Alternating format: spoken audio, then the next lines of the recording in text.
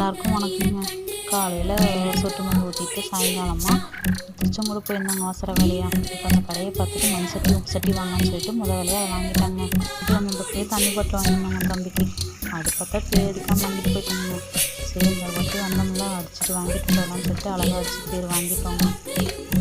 அப்படி போகும்போது சுட ஒரு டீ குடித்தோங்க. மீன் பேஸில் குடிச்சிட்டு அவங்க அப்பா ஒரு பக்கம் வாங்கி சாப்பிட்டுட்டு இருந்தாங்க. அதான் ஆதித்தன் வந்து கேட்டு ஆன்னு சாப்பிட்றாங்க. ஒரு பருக்க வீட்டில் வாயை திறக்க மாட்டான், போகாது உள்ள.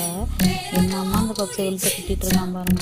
அதை கொஞ்ச நேரம் வேடிக்கை பார்த்துட்டு அப்புறம் கிளம்பிட்டாங்க. போகிற வழியில் சரி தம்பிக்கும் ஆப்பிளும் மாதுளம்பழம்லாம் வாங்கிட்டு போகலான்னு சொல்லி அது தேவையெல்லாம் 350 ரூபா வந்துருச்சுங்க. என்னங்க பண்ணுற விலைவாசி வரும்னு இருந்தாலும் பிள்ளைங்க உடம்புக்கு நல்லதுன்னு அப்படியே வாங்கிட்டு வீட்டுக்கும் கிளம்பிட்டோமுங்க. எல்லாருக்கும் வணக்கங்க. காலையில் ஒரு சொட்டு மருந்து